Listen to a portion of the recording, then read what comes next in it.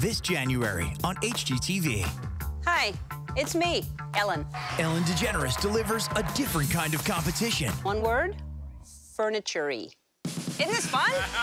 I love furniture, and I love television. So to put furniture on television, win-win. Y'all are just crazy talented. That's pretty damn cool.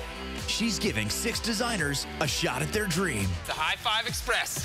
We're here to win. I thought they all brought something different to the table, pardon the pun. I think it's amazing. We could do like a weird inlaid pattern. This is an interesting choice.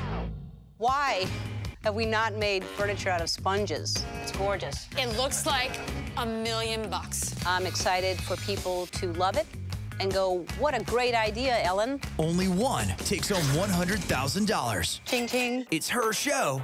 This is the weirdest thing I have ever done in my life. I'm flummoxed myself. Her rules. Oh my God, I'm so sorry. Was that a design that I just ruined? I am most excited about seeing the furniture and then stealing it for my home. Ellen's Design Challenge premieres January 26th at 9 on HGTV. See who's gonna freak my freak.